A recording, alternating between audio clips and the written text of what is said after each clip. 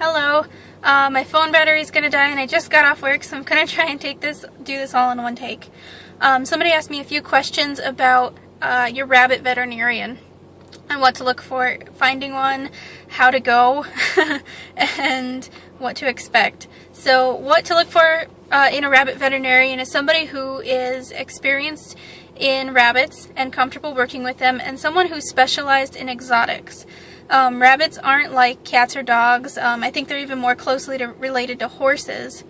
And really their closest relative in the animal kingdom is a pica, which is kind of a little hamster-type ball of fluff that lives really high in mountainous regions, and it's not even close to being domesticated.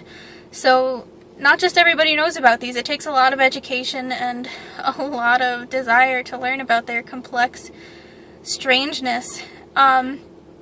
To find somebody like this for your regular vet and your emergency vet, try asking your local house rabbit society or rabbit shelter who they use. It's really important to get your emergency vet plans laid out ahead of time. If a rabbit comes down with stasis or some other malady, they really can die within hours of becoming ill. So you really want to have that set in your mind to know what to do when your rabbit, most rabbits do come down with stasis at some point in their life. How to take your rabbit to the vet, or really someone just asked what I use when I go there.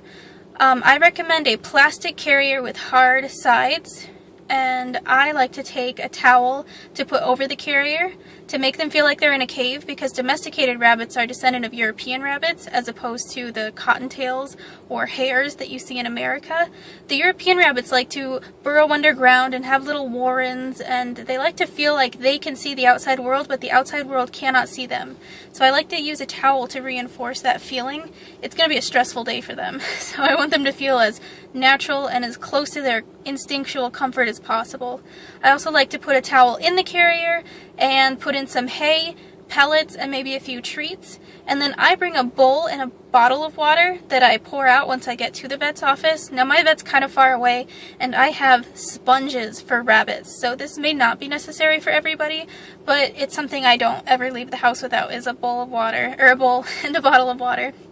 I do not recommend taking your rabbit in a cardboard box or in a kind of Paris Hilton style purse carrier thing, because my veterinarian, and chances are yours will too, they see cats and dogs as well, and other people in my veterinarian's practice sees cats, dogs, horses, and I think falcons. I know I've seen a falcon in there.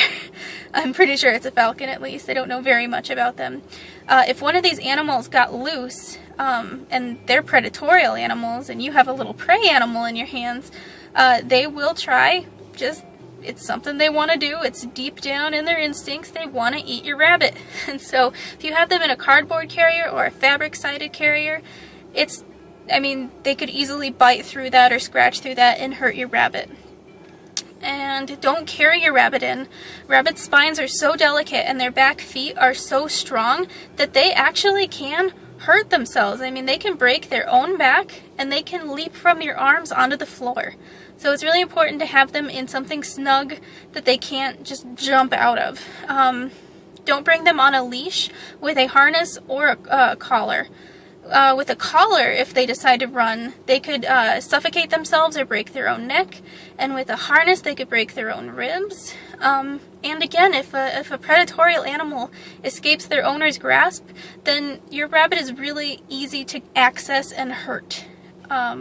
So yeah, plastic-sided carrier is the way to go. And then what to expect when your veterinarian sees your rabbit. Now this is really important. Rabbits' teeth need to be checked at least once a year to screen for malocclusions.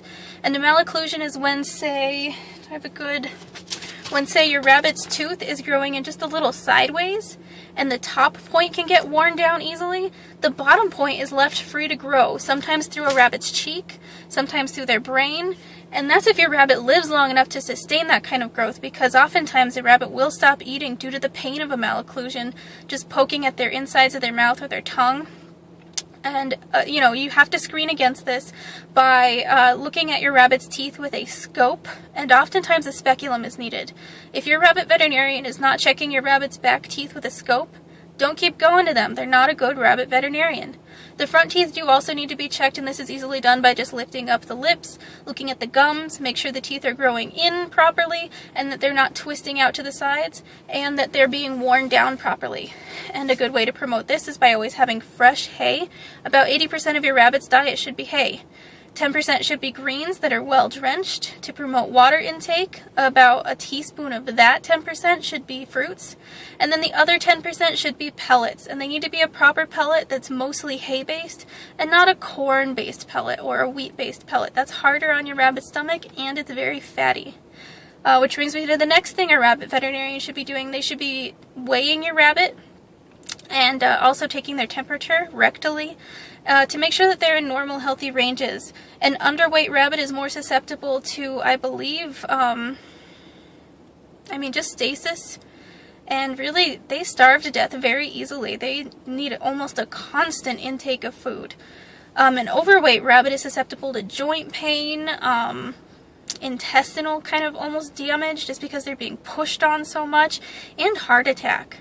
It's really important to have your rabbit in a healthy range. And then your rabbit's vet should be testing monitoring your rabbit's heart rate, preferably with a stethoscope, so that they can screen for any type of murmur or irregularity. And they should be palpating your rabbit's stomach to look for a sign of, to look for a sign of abscess, tumor, or distension, bloating, swelling, anything like that. Then your rabbit veterinarian should be looking at your rabbit's eyes, ears, nose, mouth, urethra and rectum down there, any soft exposed tissue to make sure that there's no swelling or irritation, irregular discharge, anything like that. And on ears, sometimes you'll see flakes, and that just denotes an overabundance of mites. It's really easy to treat, but that's another thing to look for. And then another just rabbit-specific thing, your veterinarian should be looking at their paws to make sure that their nails are being worn down properly, that you're trimming them properly so they aren't corkscrewing around and twisting your rabbit's little fingers into an arthritic stance. And rabbits don't have pads on the bottom of their feet, so their nails are really important. You can actually, if they can't rest properly on those nails, you run the risk of just kind of curving up their front feet, and it's really painful. Then they should be checking your rabbit's back feet on their kind of heels, which are called hocks. They should be checking for sore hocks.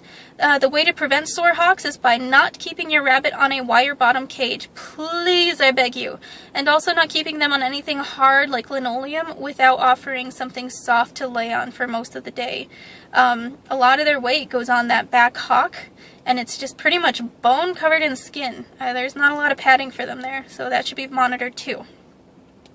I believe that's everything that's really rabbit specific.